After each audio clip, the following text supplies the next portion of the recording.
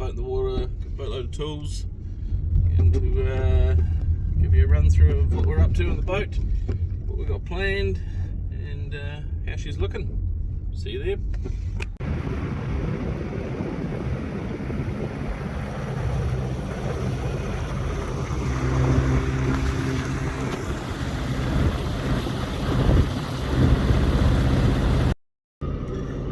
Oh, here we are, back on the water. Just taking the wee tender over to Canopus, unload some tools and get onto it. So that's the Port of Bluff. Just in the background where we come from, just launched the boat there, shoot under the bridge. And all the yachts and moorings, if they're not in the harbour, they're up the bay a bit further, a wee bay called Green Point. That's where we keep all the moorings.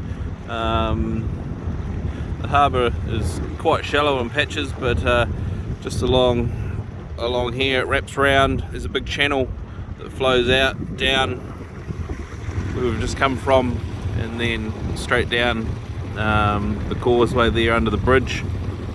You've got the port there, which is sort of on an island. Yeah,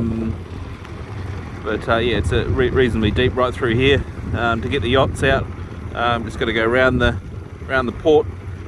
There's a wee channel there that can get quite shallow at low tide, but Canopus only draws 400 mils, so they're generally pretty good.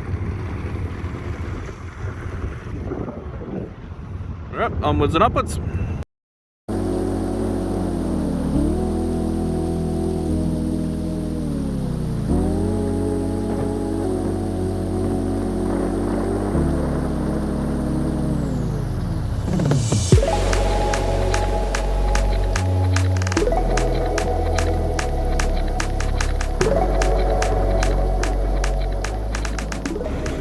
Here she is, Canopus. Had a hard winter, sitting on the mooring here, bit of slime just above the waterline, which is annoying. Just get a wee slop against the boat, up above the anti-foul. The anti-foul is pretty clean on the boat. It's been in the water for a year since the rebuild, and yeah, it's kept up pretty well. Could probably do with a scrub when I jump in the water next, but here we are.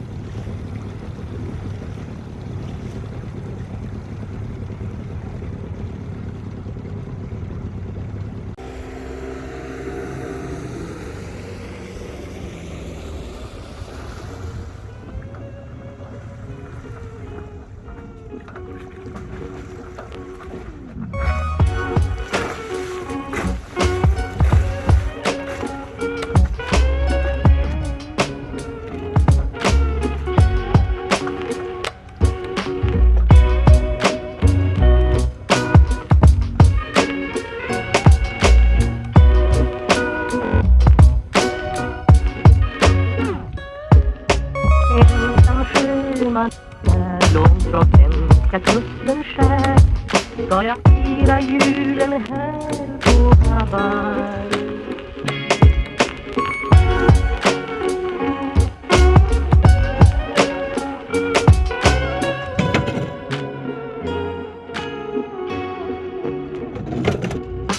Ensam sjöman är långt från svenska kusten skär ska jag fira julen här på Hawaii.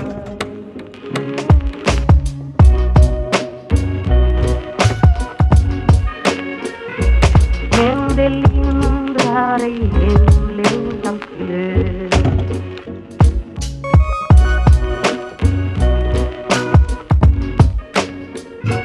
Men det lindrar i hemlängtans. This is Canopus. She's 30 foot long. Catamaran, obviously. There's all the modifications we did over the winter and the rebuild. Solar panels, 800 watts, I believe. New teak flooring, just imitation foam. Seems to be quite good on the feet. Nice and soft, non-skid.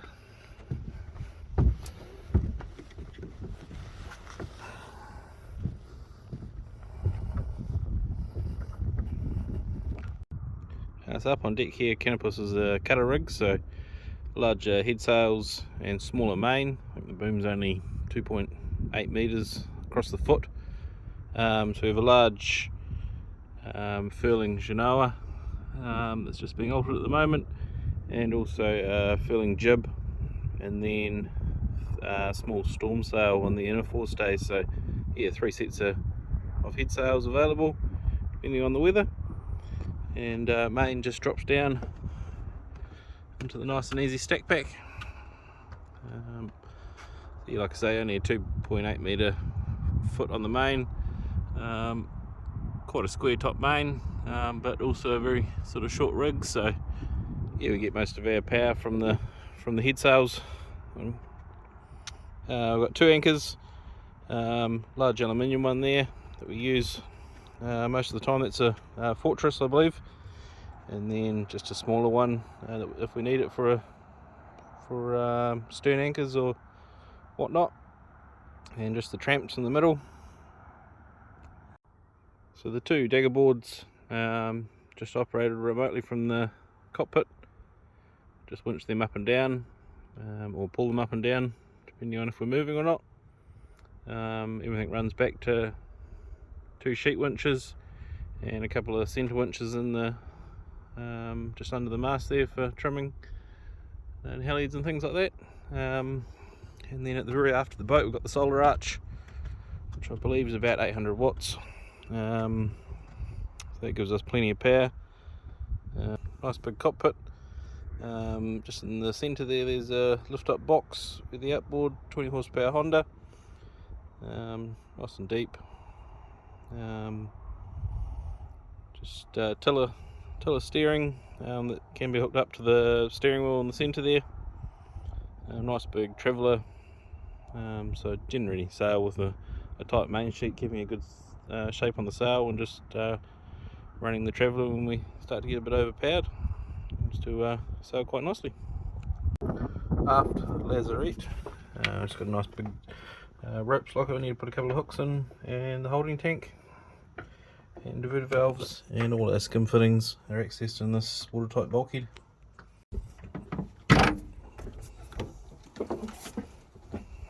20 horsepower Honda, electric tilt, electric start, and full generating. So that's just fixed forward, no steering, and we just steer off the rudders. Makes the boat a lot more manoeuvrable. Chart plotter, and all the ropes, halyards, reefing lines.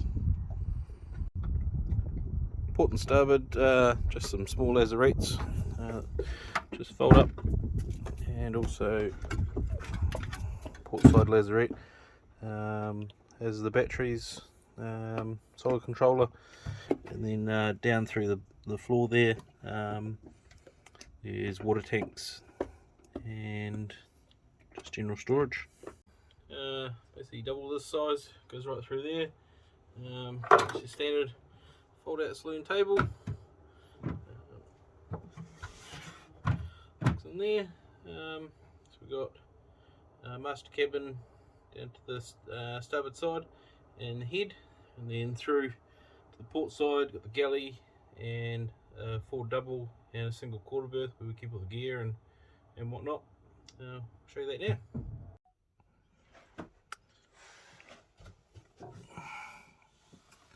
So we have the saloon, so just head on through to the port side.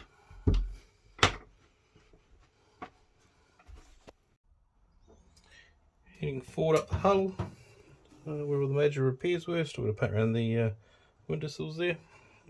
Just storage on both sides and behind the centerboard case. Dagger boards going right to the floor and out the bottom.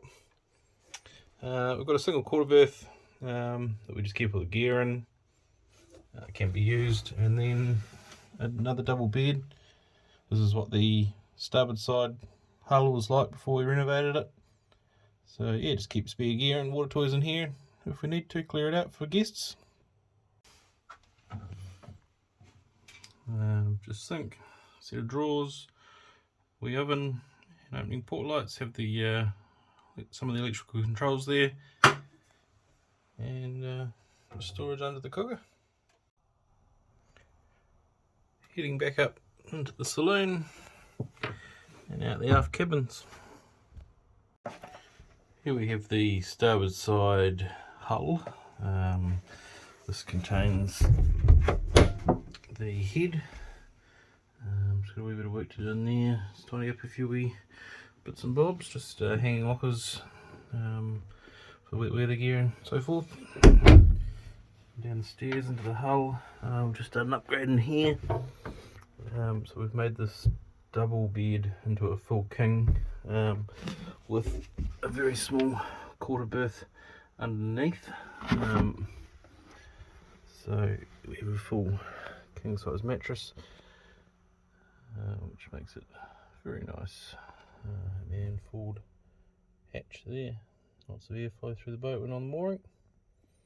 Beautiful. Heaps of room, full king, so enough hot in here at the front for my side on with the shoulders up. So yeah, I reckon it's not too bad. Pretty good improvement. Spending a lot longer on the boat. And on the right hand side of the bed, there's plenty of headroom in here, so yeah, you can sit up in bed, have a cup of tea, and a few wee cubbies and that. We use this for when we're down the island, just a fly net, just a bit of Velcro, flick it over the hatch and keep all the bugs out. So just upgrading the steering here, and also the dinghy davit. The dinghy sits in here and folds up against the transom. Just upgraded these to aluminium. It used to be an old timber ply. It was pretty rotten. The other one snapped. So just a wee cleat on there, and this side as well. Another cleat to go on there. And also this bracket here holds the steering system I made. Just chucked a wee 3D printed bracket on here to hold that. And it's actually a steering cable that I chopped up and extended. So it's got a tag on it here that clips on there, so I can hook it on or off, and that's controlled via steering wheel, just for ease of sailing, so we can look out the front as opposed to sitting down the back steering with the tillers. And then if we want to sail by hand, we can just unclip it, or if we want to hook up the autopilot, which we usually do, just the Ray Marine clips on there and across to the wee dongle there. So that's generally what we do on longer passages.